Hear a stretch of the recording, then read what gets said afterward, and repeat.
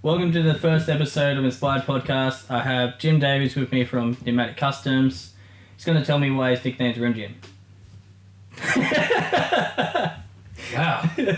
Put you on the spot straight away. Pretty good at that. So it all happened in Tasmania at Island Fever. Where all the waters are different down there. Yeah, like, you usually think what happens in Tasmania stays in Tasmania. Well, the nickname kind of followed me. But yeah. Yeah, well, it's like every nickname. You get a nickname that sticks with you for life, basically. Yeah, that's exactly right. So, Rim Jim. Yeah, so the nickname came about because we're at the Island Fever after party. I think it was at Deloraine. So what is, just for the people listening, what is Island Fever? That's a mini truck show down in Tasmania, right? Yeah, Island Fever is a show put on by Sinister Tasmania. It is for the mini truckers and members of Sinister, with the exception of those that have been invited down to participate in the weekend. So it's like an exclusive sort of weekend for say. It is sort of exclusive, but like they're more than happy to, like, if you're willing to drive the distance and go to the effort of making the drive down, they're more than welcome to, accommodate you and like have you there. It's like yeah, they don't mind, but it's just a big party weekend. Yeah, it is mainly for Sinister Tasmania, but yeah, with the exception of those that get invited and blah blah blah. All right, yeah. So now we can get into why you call it, because people can get an understanding of what the show is now. Okay, so yeah, Sinister. So Island Fever weekend's a bloody great weekend, big party weekend, and yeah, like you're always all together, do everything in the group, and it's awesome. But anyway, was at the after party, I think, of the show, and then I won't. Don't have to go into the gory details. We can keep it sort of PG. Yeah, okay. Because I know the full story. It's just, yeah. This lovely lady stole my hat, and I said I'd be getting that back in 15 minutes. And she kind of took it as a joke, and, well, I went and got my hat back at the hotel room, and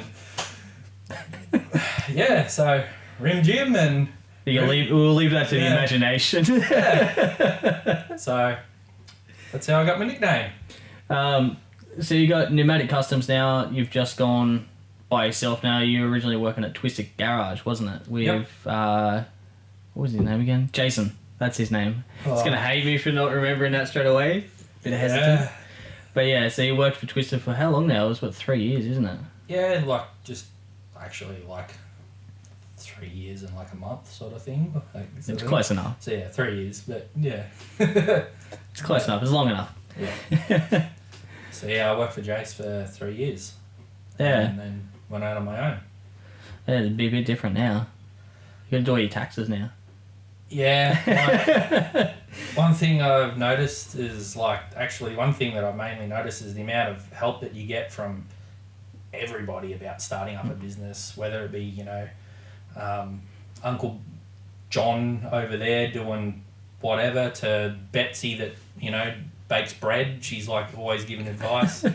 There's always someone that can give you sort of the insight of how things go. From everyone, like it's just not just like in like the custom car and fabrication industry, it's just all different sorts of businesses, and you can take a piece from there and a piece from there and a piece from there and a piece from there and work it out and make it work for you. It's like custom cars, it's customizing a business as well. So yeah, and it's always changing too. Yeah, and main thing I've noticed is that doing the work is the easy part. Like I do it all the time. It's easy. It's like the part that I don't do all the time, like computer stuff and things like that. Like that's putting all your bookings and everything in, and keeping a schedule. Yeah. Yeah. Pretty much. Like making sure, like it's easy to get up for me to go out and do work. It's harder for me to get up and go, oh damn, I've got to go do like all this bookwork today. I'd rather be in the shed working, building something. So there's always something different every day too, which is probably a good thing. Yeah. And going from Twisted, building a lot of old school sort of trucks I've noticed over the years. Not mini trucks per se, but like that sort of next step from mini trucks, where it's like old F trucks and old C10s and stuff, and then he had a bunch of sleds and stuff in there too at one point. Yeah, there's been a couple of well, there wasn't Mercury in there. There's been a couple of Chevy Coupes and stuff. Yeah, C10s, like early Fords from 48 to 52. 52s are better, William. If you did watch this, 52s are better than 48s. Well, there was also Hardy's pedal van, or the wagon, sorry. Yeah, Hardy's wagon. Wagon. Yeah. I've got to call it wagon, Yeah. not pedal van. That turns out pretty sick. That's been there for a while. Yeah, so Hardy's car, he bought it from the guy that we were doing work for at Twisted. Like, he'd bring his cars in, we'd do work for him, do little bits and pieces, and then he'd go and sell them after he'd imported them to the country. Well, Hardy saw this wagon, fell in love with it, and then ended up getting it on the road, driving it, tried to drive it halfway, didn't quite make it. And Yeah, then, I remember that. Yeah. Then he decided that he was going to change the motor. And then he was like, he's always wanted to bag it, and he's always been hassling about bagging it. The front end sat in front of William's toolbox for ages, and he'd always come in and be like, "Is that my front end? Is it bagged yet?" And we're like, "Nah, man." And we just kept Too keen. Yeah, every front end we'd bag it, and then we'd put it into a customer's car, and then his one would be the next one in line, you know? Yeah. So which wagon was that? That was an old Chev. It was what, It's, 53? yeah, it is. It's actually a 53. Yeah. So he's 53. He's now notched, falling to airbag in the rear, airbag in the front. Still patina too, which is pretty cool. Oh, we won't talk about the patina because it had good patina, and then Hardy touched it. So, but no, it's still Sorry, looks Hardy. good. Yeah, sorry. Sorry, mate. It's 3 under the dump there. So it still looks good, still looks cool. It'll be a really cool car for his kids to be able to take his kids around and promote his business in. It'll be awesome when it's done. Yeah, exactly. So we'll go back to the Pnuematic Customs. So you're at Glenora now and in the shed. What projects you got going on besides the next one, the big one that we're going to talk about after? Oh, okay. So it was pretty funny. I got like literally on my first day, I'm virtually booked out all next year, which I was actually pretty surprised with. But so at the moment I've got Connor's bagged and bodied shorty in there that I'm just tinkering around with when I do say X amount of work. Then he pays me, then I do the next X amount of work because he's part of the club. So I look after him. The Hilux shorty's been there for a little while now. Yeah. Slowly getting the stuff done to it. It's been there for a little bit. Like, I used to own it, and then I sold it to buy some stuff for my business and blah, blah, blah. And I actually bought it off Andrew Wells, who, in one of the old videos that we've done together, when it turned up, we did a bit of a video on it, and so I did some work for him, and then, So there's the Shorty Hilux there. I've also got, at the moment, a Datsun 1600 wagon. Which is pretty cool. Yeah, it's got a SR20 in it. It's got about 300 horsepower, old mate reckons. It's just for his weekender, for his family and kids, just to take around. And Yeah, he can take it to the track if he wants to. yeah, if he wants to. Like, he's got a more serious Datsun, like sedan. But this one's sort of just a family sort of car for him with a bit of fun. Yeah, because you're doing a bit of rust work on that now, aren't you? I am doing a bit of rust work, and I don't want to do any more rust work because rust work sucks, but it's got to be done. It's got to be done. Yeah, exactly. Well, at least if it's done right and it won't happen again in the same spot. That's Hopefully. exactly right. That's what we all hope for. Yeah, if you do the job properly, it should last. How old are Datsun? The Datsuns. Maybe good 40 years, 30 years. Oh, probably more than that, but it should last exactly the same again, if not longer. Hopefully. Yeah. Now, we will talk about the project that's been in the build for a long time now. Silverado. is the Silverado. Yeah. So not many people know this. Inspired, we've had a bunch of builds and stuff over the years. You've helped me with my Triton build. Yep. We've had Momo's Fox and the Kebab. What other builds do we have? We had another one. I think there was another one, wasn't there? Momo's built a couple. Yeah. The Kebab, which he drove over from WA. Then he bought the Fox. Oh, what was that up? The red, the one with the LS in it. The Rodeo. The Space Cab Rodeo that had all the crazy paintwork on it. The Fox a Rodeo too? Yeah, the Fox is a Rodeo too. 2 separate cars. And the Kebab was a Rodeo. Yeah, so he's all had Momo likes Rodeos. Get a Hilux. Yeah, I agree. So we've had a bunch of builds and on the back of all of those builds we've had the Silverado. The Silverado is a big car. It fills up your whole shed. Yeah, so the Silverado is probably it's about 7 meters. I don't know if it's a bit over, but yeah, it's about 7 meters long. And when you take it out of the shed, you go, damn, there's a lot of room in here. Yeah, well, it is a 3500 Chevy, so yeah, and it's a dual cab dually, so it's extremely long. Yeah, it's a big dog, that's for sure. So yeah, it literally only just fits in between the doorway to get it in and out. I had to spin it around the other day and Well, it taking you an hour. It took me a little while. Yeah, to get the cherry picker out and lift it all the way up and turn it all around. Pretty much. So we're up to, it lays out now, doesn't it? Yeah, so the front's bagged. It's had a Z notch. It lays dead flat on the ground on 22s. Gearbox cross member's been modified to accommodate for the Z. Now just the foot rear's now being 4-linked. I'm just working out couple of brackets to go on the back to finish the bag bridge to make it stronger, and it'll look a bit nicer and more filled in. So I've got a couple more gussets to go in. They're going to be sort of like little special gussets for the build sort of thing. A couple of laser cut sort of things. Yeah, so it should be pretty good because we've got some decent wheels for it. It's getting bodied. Like it should look pretty good when it's done. Yeah. And a couple of little key things we're going to put with it that we're not going to mention now because they're still secret until the end. Yeah. But it's going to be a challenge. Because we were originally going to go all-wheel drive, but decided against it after a while.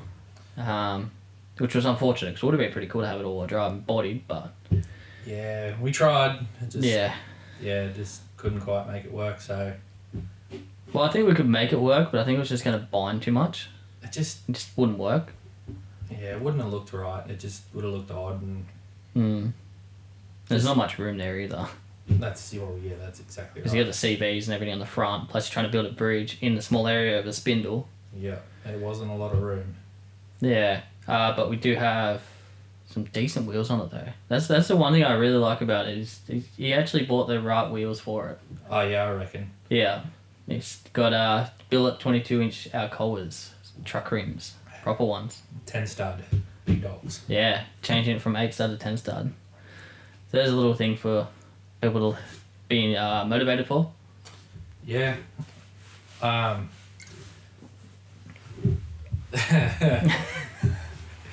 Well, yeah, the 10 studs cool. Like, you can buy 8 studs that are still, they're like an Alcoa, but they're 8 studs. They're just... They're not a traditional. Yeah. In my eyes. They're still cool. They're just not 10 stud cool. Yeah, you got to have 10 studs these days. Full struck 10 stud, that's what you need. Yeah, for a proper full size build, I think 10 studs the way to go, but yeah. Yeah, it should be a pretty good build when it's done though. Be awesome to see that cruising down the road. Oh man. Especially laid out. I had a dream the other day and it was just where it was parked up and like I was frothing over it in my dream. It was awesome. And it wasn't so you have to change your sheets next day. This is on a podcast and video, man. Oh, that's alright.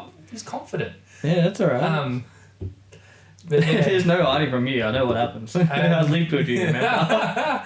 Yeah. So, and it wasn't even the colour it's meant to be either. So then, like, I was frothing over it in my dream. So I'm pretty keen to really get cracking on this thing and get it done because I really want to see it.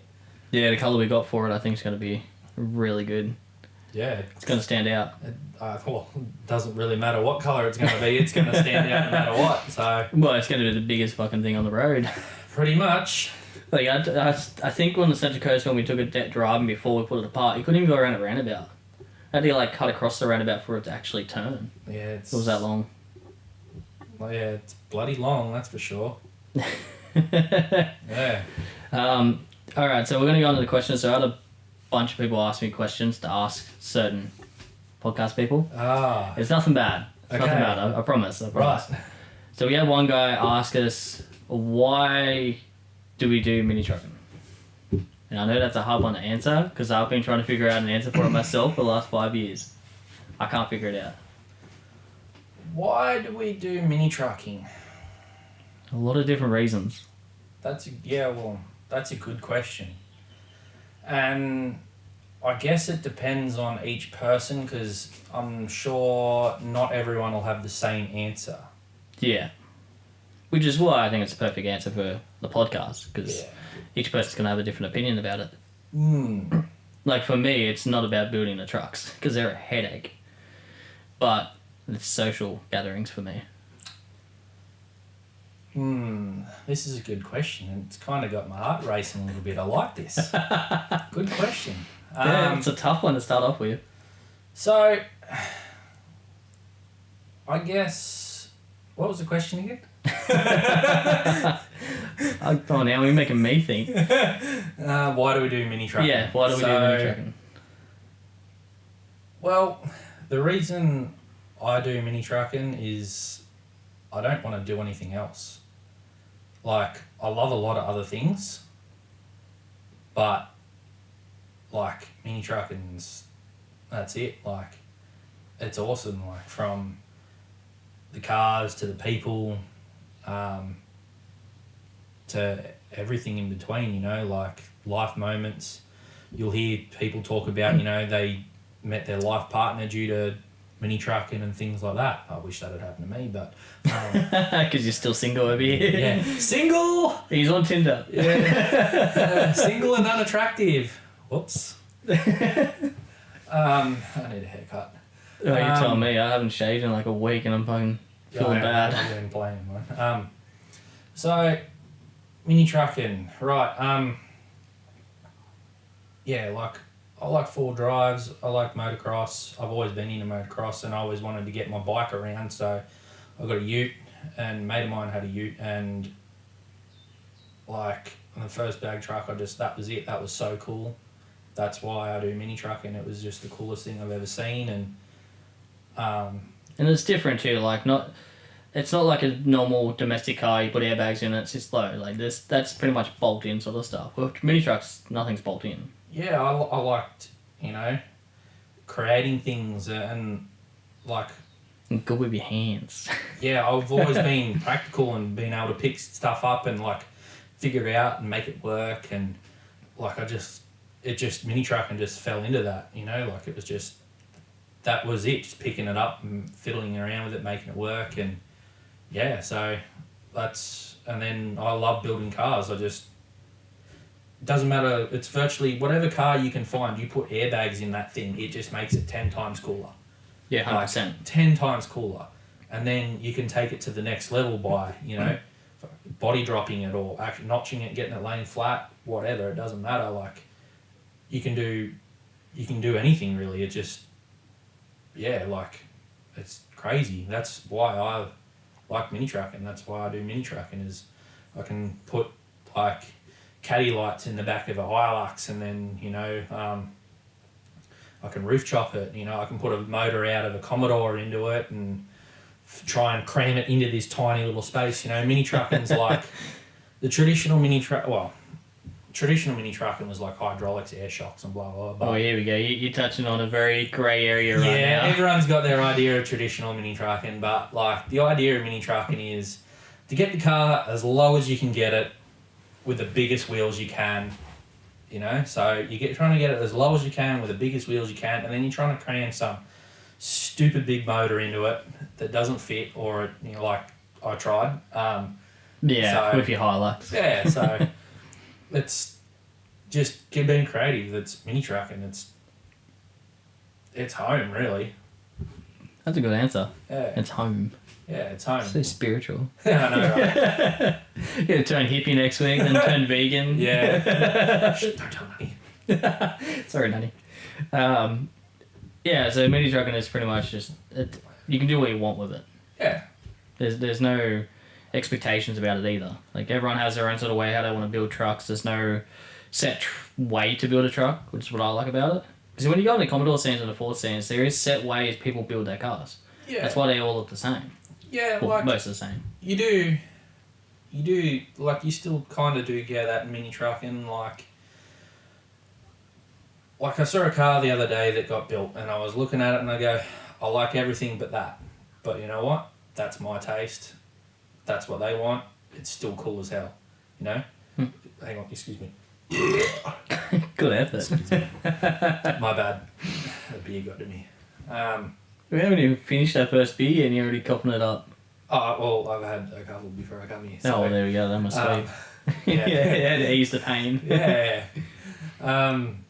So yeah, like, you still kind of do get that, but everyone's generally, oh man, that's sick. It doesn't matter if they don't like it, it's still cool. Yeah, exactly right. The next question is, how do you think the mini trucks evolved over the years? Like the mini trucking. Like, I feel as though it's definitely evolved when it comes to the customization of stuff and being easier to laser cut and get everything sort of CNC'd and everything. In the early days, they didn't really have much of that. Like, there was still CAD designs and stuff, but nothing to what we have now. Yeah, that's exactly right. So, like, from the early 2000s, I guess, I got into mini truck in 2008, so I wasn't really... Yeah, at the same time I did. The earlier 2000s, but I've heard a lot of stories about it and over the years, and so from what I've gathered is early mini trucking for a lot of people was, you know, drawing a template on like a bit of cardboard and using an oxy to cut out steel to make a notch, and then putting them all together and then cleaning them up with a grinder so they're all the same, and then mounting it in the truck and a lot more hands-on stuff. Yeah, welding it in, you know, took a bit more time than just, you know, going down the laser cutter going, hey mate, can you just draw this and cut it out? Oh yeah, mate, that'll be, you know, like $150 for that, you know.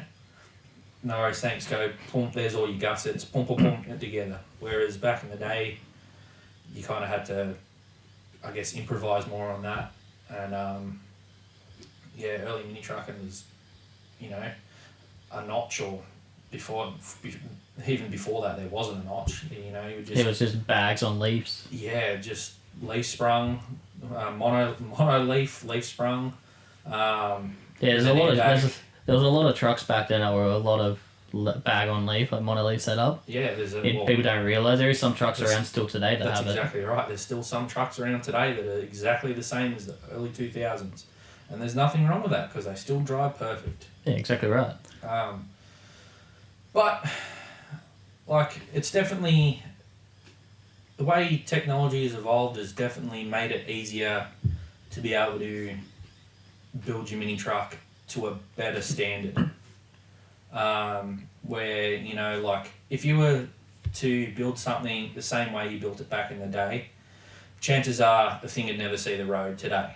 Yeah. If you were trying to build that same period in today's day, it wouldn't see the road. Yeah, engineers wouldn't let you. That's exactly right. So technology and how easy parts are, you can get parts created and everything like that is far better because things are, you know, safer, I guess, and I wouldn't say safer, just more thought about, and like there's more engineering involved to make it work. Yeah, more to an engineer standards for like certain things, like things that you probably won't think about. You think, oh yeah, I just got to weld this in and make it strong. Well, some engineer might say, well no, you can't make it that strong, it's got to be this strong, and blah blah blah.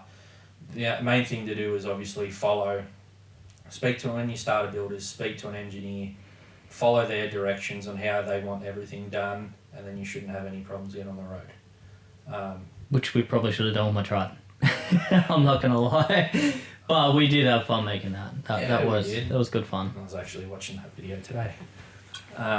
Reminiscing when you took my truck for a drag bar before I wasn't even there. Yeah, it was good times. It dragged well too. Yeah, I bet it did. I didn't even get the first drag. Yeah, sorry. It even went up the road with no tub on it. Yeah, full send. Yeah. That's probably why my centre blew. Yeah. No, I'm not going to put that on yet. We changed it. Yeah, and then blew it like 500 metres up the road too after we got defected. Yeah, a little bit longer than that, but yeah. Yeah, but here's what it is. We had fun with that truck. Yeah, that was good fun It actually. was a headache for 13 days, but at the end of it, it was good fun. Yeah. Even though we didn't make it to the show, but it was got memories there there. next year, I think it was. Yeah, it was next year. So made it. We're just very late. Yeah, just delayed by a year, fashionably late. Yeah, that's exactly right. That was fun though. Like it was a bucket of shit, but we definitely went through some headache with that. Yeah, it was good times. I look back at the photos of it the other day, and I realised how bad we cut the tub in that. We could have cut it so much neater, but it's just like where the wheel arches were, there was just a point basically on the top. Well, we were in a hurry. It was Friday morning. We were trying to go to East Coast. Halfway. Jeez, that beer's really getting me. Yeah, it is a little bit. Yeah, we were trying to get to halfway. It was Friday morning. We were running around trying to get parts and everything, and so we just went, that'll do. Let's go. Yeah, pretty much. I think we only had 2 bolts on the top too at the point. At the back, 2 mounts. Yeah, there were 4. Was there 4? There were 4 in the back. The 2 at the front were missing. That's cut them right. off That's with right. a notch and just didn't get time. Yeah, and on the Friday we blew the centre bearing again. Well, no, we replaced it first, didn't we? Yeah. And that Replaced took it. us 4 hours to get that. Yeah, waiting on parts. I think it was like 3 o'clock we got that back, and then put it in and everything. That was a mission to get in. And then we drove to, we went for the final drive. Yeah, went for the drive down the road to like go to halfway, and then Defected. Friday the 13th, Popo out doing an RBT. I still never seen an RBT there since that day. Yeah, I know. You know the worst thing about it is What's that? my mum sent me a message while we were down there saying the police were down the road setting up an RBT, Oh, wow. and I was like, Did she send that before we left, or was it when we were leaving? no, while we were there. Oh. While we were there, I got the message saying there's an RBT down the road. And Well, I that was just like, goes to show how tight we were on time. We didn't even look at our phones. Yep. So, But look at the memory we can go back on now. yeah, that's exactly right. Built a truck in 13 days, got defected within 5 minutes. That's a pretty good record. It's 500 metres. I got to drag it and I got to drive it low, at least for that 500 metres. So I say we accomplished bagging it and dragging it. Yeah, it was good fun. And then take it to halfway next year. Didn't even go through those blocks that Nunny put on too. When we went to Nunny's and put the blocks on, we used like the weird teeth off like a bucket for an excavator, I think it was, or a bobcat, something like that. Yeah, I think they're Bizzleload or something like that. Yeah, we welded them underneath. I barely got halfway through them, and I non-stop dragged for 3 days. Oh, you barely got halfway through them at halfway. Yeah, pretty much, yeah. Hey. Yeah, dad joke over here. Yeah, that was good fun though. Yeah, Dragon's always good fun. Yeah, I do remember the wheel alignment wasn't great in it. Like, when I'm dragging, it's going like this. To the point where I was almost drift dragging right next to Chug every time I went next to him, because I'm too busy looking at him dragging. Yeah, so that's because we did a lot of dragging in that truck. Let's talk about Rail It video. That was a good night. The Railer video, yeah. I know I talk about it all the time, but that was a pretty good night. That was actually a pretty good night. We haven't done it for a while either. No, I should build another drag pig. Whoop, I'll get another beer. Yeah, please, that'd be great. Wait, we got to get the sponsorship in here. Yeah. Horses. Showing By the Daryl beer. Braithwaite. I thought that was Spirit. Oh, yeah, it could be. You're the spiritual one here. Yeah. Oh, yeah. Apparently.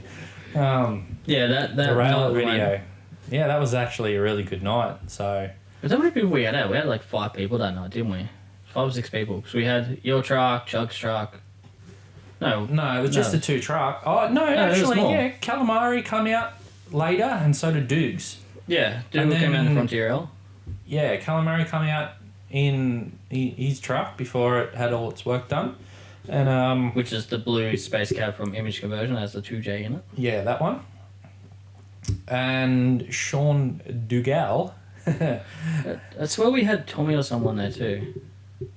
Well, no, like everyone was. No, it was yours because you had the beast, the drag, Commie Lux, yeah. Commie Lux, and then there was Drug Slug, and then there was something else. I think it was. No, there was just the two of us dragging all night. I swear there was another one. Because. Oh, no, there were heaps of people there. Like. Yeah. I'm just trying to think of who dragged. The Chug Slug was full of people. I think Commie Lux was full of people.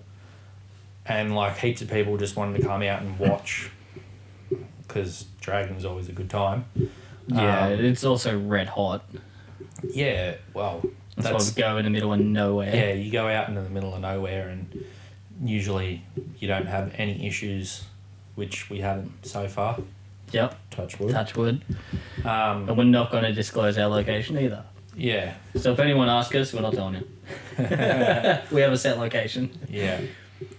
So, yeah, the Rail It video was a good night, really. We went out and dragged in one spot for a fair while, come back, put some new blocks on, went out and kept going in a slightly different spot. Yeah, it was pretty full on. You could tell the difference between Commie Lux and the Chug Slug at the time. Like when you look back at the video, it's like Commie Lux, yeah, it's dragging pretty good, like making massive sparks, and you just turn around and it's just Chug Slug just everywhere. Yeah, the Chug Slug threw sparks like it was having a shower. It was just a shower of sparks all out the back of it. That thing just dragged so hard. It was good. Commie Lux, it dragged, but nothing like that. Like, the Chug Slug was just... I think we dragged Commie Lux more with no tub. Because I remember we did it a few times. Yeah, that's true. We used to take the tub off, especially when I scrapped the tub, and then... used to just went dragging for that. That's exactly right. Got bored and was like, oh, let's go dragging. And then just take it out without a tub on it. When we're inconsiderate. Which is, I don't recommend it because it's very light in the rear end and... Highly illegal. You could, yeah, that too, and you could lose control. Yeah, so don't do that. Safety first. Since when do we think about safety?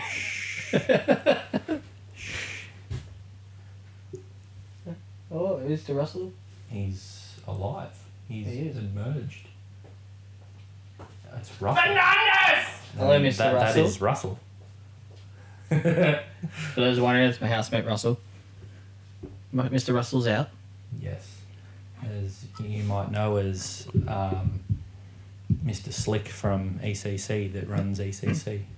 Well, helps run ECC. Yeah, it helps run ECC from NC. Yeah, figure that. ECC NC. A lot of N. Don't be a rapper. Don't quit your day job. Oh, come on. Alright, so what's your favourite show? Because I know there's a bunch of shows, and I know I previously have spoken to you about it. You like Island Fever a lot. Yeah, probably my favourite show would be Island Fever. Just from the whole vibe of the entire week, because it's a week for us to travel down there and back. Literally, it's Island Fever is probably my number one. Another show that I really enjoyed was Wrong Turn Cruise. That's a long one too, the Wrong Turn Cruise. That's up the top end of Rockhampton, isn't it? Yeah, it's up in Rockhampton. Well, it was up in Rockhampton. It's no longer around. Because that was... How big is the drive for that? It's a good 15 hours, isn't it? Well, it's virtually another week, a show that goes for a week, except this time, and unlike when you go to Tasmania, you stay in Australia. See what you did there. Yeah, so it's like, 10, 12 hours to Brisbane or whatever it is. And then it's like another 8 hours to Rockhampton. I think one year it was like from... I think when I drove my surf up there, it was like 22 hours worth of driving. Yeah, a lot of driving. Yeah, it was a lot of driving. That's why you need co-pilots, people that are willing to do the kilometres with you. Yeah. No, I wish I saved that video of you falling down the stairs at the casino. I think it was the casino. No, yeah, the club. Yeah, well, if you do want it, if you do want it, Luke Bray has it. All right, I'm gonna message you. Yeah, Blinkers has I need to put that in there because I feel as though that's a good moment. Yeah. Passing out on the stairs. It was good times. Because I remember you just Snapchatted me and you're filming yourself and you drop the phone on your face and all I hear is, oh, that hurt. Yep. Yep, I've seen the video multiple times thanks to Luke, and it was good. That's how you know you've had a good mini truck show. Yeah. You don't remember half of it. Good memory that I don't remember. Yeah, exactly. Yeah, so what do you say to mini truckers trying to get... Oh, not mini truckers, because they're already in the scene. What do you say to people trying to get into the mini truck lifestyle? People trying to get into the mini truck lifestyle. I do like this, because I do remember when I was started off in mini truck, and it was kind of daunting a little bit because I wasn't sure who anyone was or what to do and blah blah. It's like any car scene, though. Like, you sort of just got to put yourself in the deep end. Yeah, it probably all comes down to your personality, really. Like, a lot of people can walk up to anyone and just have a conversation and get along with anyone, but and then there's people that are shy and don't really have, I would say, good communication skills. But don't be afraid to ask anyone a question at all. Like, especially in the mini truck scene, everyone's there to give you a hand. Yeah, generally, like, everyone, like, if you walk up to someone and, like, stand around their car sort of awkward, someone will go, hey, mate, hey, you all right? And then you'd be like, oh, yeah, just sort of, I kind of like your truck. And then they're like, oh, it's like you're trying to talk to a girl for the first time. Yeah, sort of, I guess. So, yeah, like maybe we should start a Tinder for mini trucks. So you just got to match with them, and then you get the match for the owner. Don't do that. That's pretty bad. Yeah, no, don't do. But yeah, don't be afraid to ask anyone any questions like, oh, where did you get that chrome grille from? Or, oh, I'm looking for wheels. Like, what do you reckon I should get? Or where do I go to airbag my car? Or anything like that. Don't be afraid to ask anyone any questions, really. Like, yeah, everyone's more than... I'd say 99.9% of people are more than happy to tell you everything you want to know. Yeah, exactly. And the best place to do that is to go to shows. Yeah, and like you might not know when a show's on, so like all the Facebook groups that are around, like there's I Love Playing Mini Trucks, there's Down Under Trucking. There's our website now too. Yeah, the Inspired Existence website. You should go and check it out. Yeah, I like that little pun there. Yeah, all the Facebook profile pictures, or not pictures, Facebook profile groups, whatever you want to call them. Not the pages. Yeah, generally, you can always find advertisement from shows on there, whether it be, from Inspired Existence posting like that. This is when Halfway's on, or this is when East Coast is on. Blah blah blah blah blah. Yeah, we try to keep updated with all that, so everything that's going on. Yeah, so if you're stuck for information on how to get into something, how to get into it, or where to find parts, don't be afraid to ask. Even though you might be looking for, say, a chrome bumper for your 2003 Hilux, even though someone's already asked that question a million times, don't be afraid to ask the same question. Like, at the end of the day, everyone's there to help you out, and no one's there to tell you to sort of piss off. And yeah, exactly right. Like, there's not many egos. Yeah, and like you might think someone's maybe a bit of a troll over the internet, and you don't. And then when you like get to a show, you're like unsure about talking to them. You might find that they're completely opposite. Like, I had an instance once with some person. I thought they were a massive troll, and I didn't really want to meet them. And then when I actually met them in person, like, I'm really good friends with that person now. So, yeah. You can never tell how a person is over the internet. Yeah. So face-to-face is the best way to do it. That's exactly right. Anyone can be anyone. Oh, now you say that. See, in this spiritual again, but yeah. Yeah, wow, you really are going to go vegan next week now. Yeah. Nani, I'm coming over.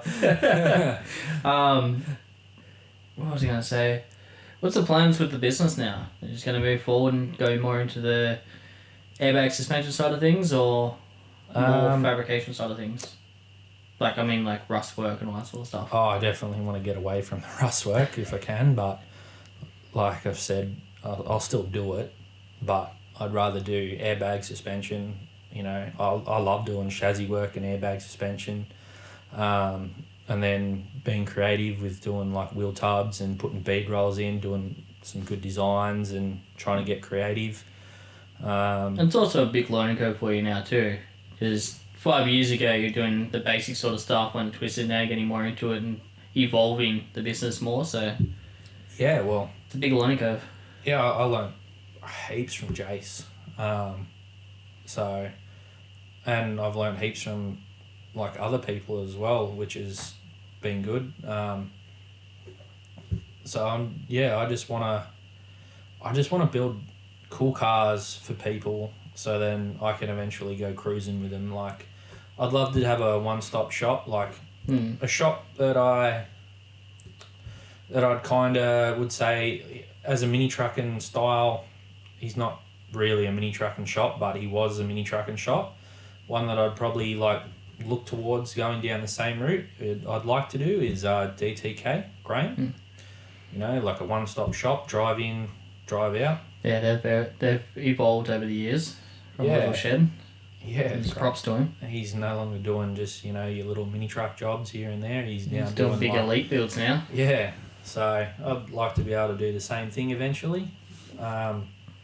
Like have like his shop set up, you know, with like the fabrication and the body work and then painting and then assembling and blah blah blah. Like that's probably what I'd like to eventually be, something like that, but probably my version of it is slightly different of how I want to do it. Yeah, you want to do more mini trucks. Yeah, more. I do. I want to do more mini trucks. Well, there's no specific mini truck shop out there anymore. Yeah. Like, I know there used to be. Like, you had Easy Street doing a lot of airbag suspension and everything, and you had Chop Shop doing a bunch of mini trucks at the beginning. There's not really many people out there anymore. Like, there is people still building mini trucks and stuff. Like Aaron Mappaselli did a whole bunch of mini trucks a couple of years ago. Yeah. You got Kurt, you do get the occasional. Yeah, you got Kurt Minifab. You do get the occasional DTK, but they're more like the F truck C10 style. Yeah. But I don't know. There's not really many other shops Yeah. that are sort of dedicated to it, if that makes sense. Well, yeah. That's also like that's the whole thing of. I think Aaron said once before, you can buy a mini truck for less than what it actually costs to build one. But at the same time as, you know, if it's your first car and it's your pride and joy, it's not your car at the end of the day, it's someone else's.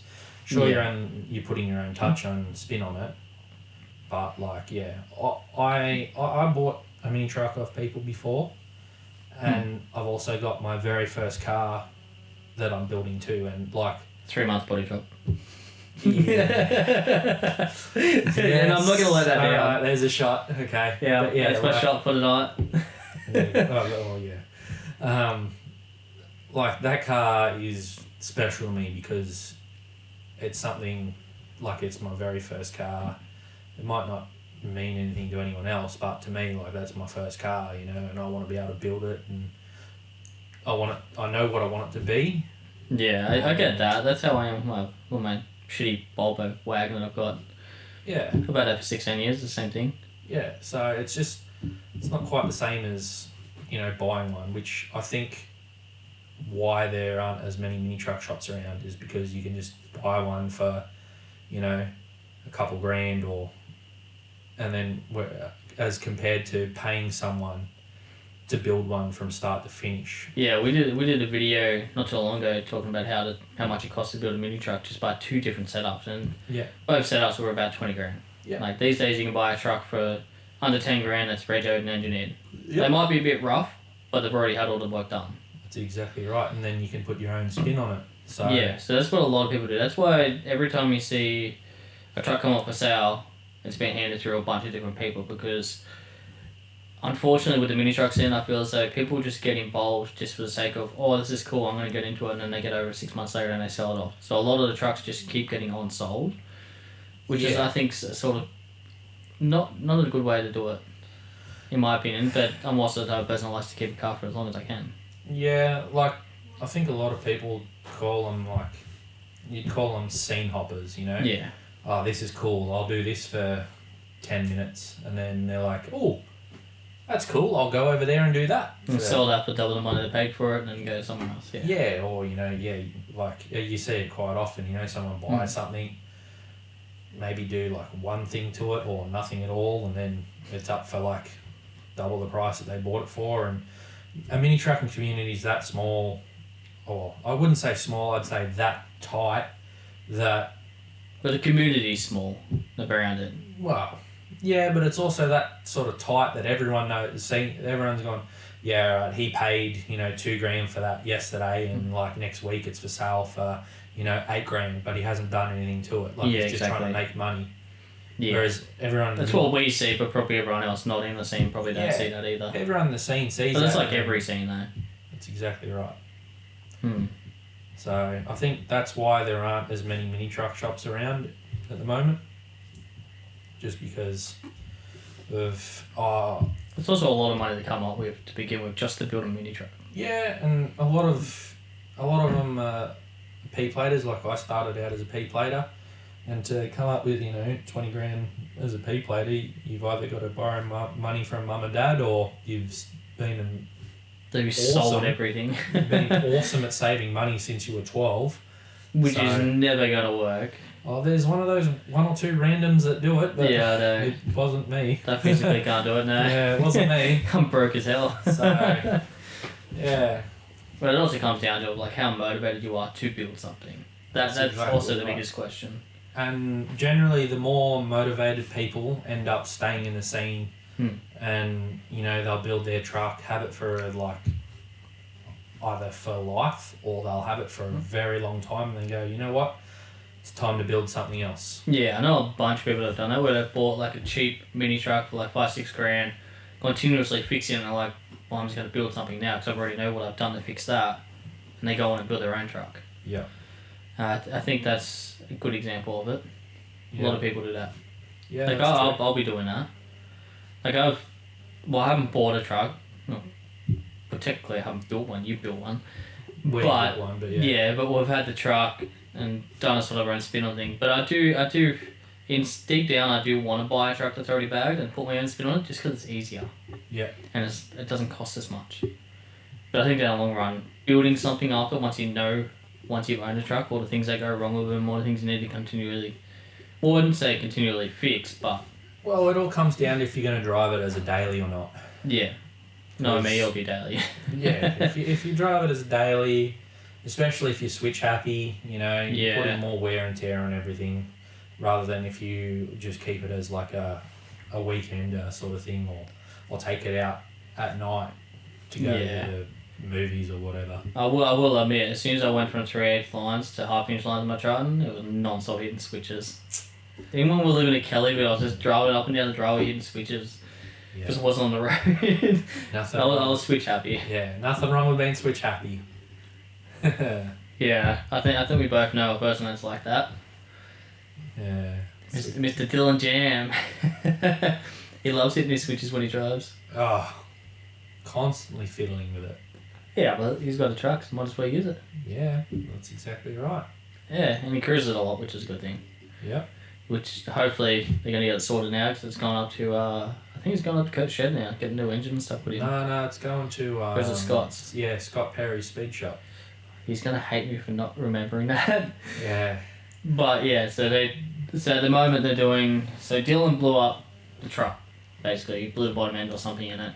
And a bunch of mini truckers got involved and got an engine for him. Now they're taking it up to Scott Perry's workshop, which is Scott Perry Speed Parts, I think. Speed shop. Speed shop. Sorry, Scott. SP Speed Shop. Yeah, that one. And they're going to do a motor swap and everything for him. Yeah. So that just goes to show like how tight the community is. Yeah. Like everyone's willing to do something. Yeah. Everyone sort of chipped in and said they'd give him a hand to pull the motor and box out and then drop this new one in and get it back on the road for him. So, yeah. Which is good. Just goes to show... Wow. Yeah, right there. yeah, there's a burp come up then. It just goes to show you how the mini truck scene is, how close we are. Yeah. Like, everyone knows everyone. It doesn't matter if they're in WA, Melbourne, Queensland, whatever. Everyone knows everyone. Yeah. Even New Zealand. Yeah, New Zealand, yeah. Even William and that. New Zealand. Hey, I can get flagged for that. Yeah. Hate speech. Oh, my bad. Well, probably not, but yeah. Alright, what's your favourite truck? My favourite truck. Now, I know that one's a hard one because there is a lot of trucks around. It doesn't matter if it was 30 years ago, 10 years ago, 1 year ago, 5 minutes ago. It doesn't matter. My favourite truck. Alright, my favourite truck. Wow. Alright, so It's a tough one. one of the reasons, I'll say one of the trucks that got me into like wanting to bag my Hilux. It was, everyone should know this truck. It was a blue single cab 2000 model The one with the wires. Hilux, yep, the one with the wires on it. It had the wires, it had a 03, 04 bottom bar and apron on it. It had wires, and it had the whitey cream interior. And it went from Melbourne to Sydney, Sydney to Melbourne, Melbourne to Sydney, Sydney to Melbourne, and now it's back in Melbourne. Yeah, I haven't seen that. I haven't seen that since Showdown. Yeah, it's, who owns that now? It ended up with Toasty Spec Dolces. Oh, really? Billets. Yeah. And then, someone, who owns that now? I don't know. I haven't seen it since Showdown, so I couldn't tell you who owns it. Might have to add it to a Where Are They Now episode. Yeah, I'm actually pretty keen for that. I do remember, like, a couple of years ago, I do remember someone having it, and I was like, oh, that's that truck.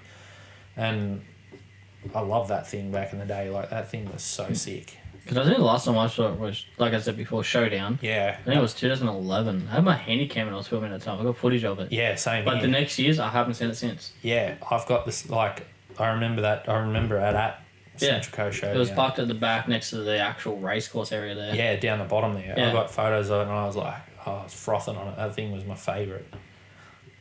Yeah. Well, there you go. You just proved out that was your favourite, so there's your favourite truck. Well, also like Fat Lux back in the day. Yeah, Fat Lux was pretty sick. A yellow single cab. See, I got a thing with single cabs. Yeah. But technically, they're not shorty, are they? And you've gone shorty. Nah. You haven't gone shorty? I thought you went shorty. Nah, that was the one of Oh, the the other one. Yeah. Okay. Yeah. Yeah, I mean, my favourite truck of all time is Gambwood. Always has been, always will be. Yeah. Always love that truck. Only because of my dream truck is the D21 King Cab. Yeah. And Greek went to the D22, which I wish he didn't, but he did. And it still turned out pretty wicked. It's always been my favourite truck. And then he's got it back in his shed working on it. Some awesome work on that chassis. Yeah. So that was awesome work. D22, had 8 lug wheels on it, billets. I had a whole bunch of chassis work done at Chop Shop because I was there for a while. Yeah. And it was bare metal. And I've always loved it. Like, even when I went to the first, started going to Chop Shop and I saw it in the corner, it was green. I didn't think anything of it until it was bare metal with Motor XA. Yeah. And then when I saw it at bare metal with Motor X, I was like, that is fucking sick. Yeah. Just liked it ever since. Alright, I got a question for you. Oh, here we go. What's your favourite show, past or present?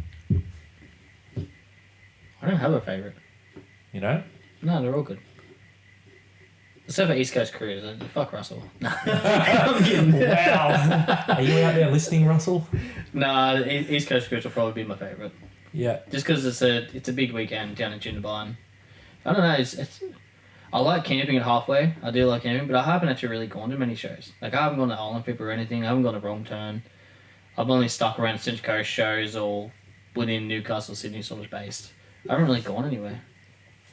So I'd say East Coast is probably my favourite. Yeah.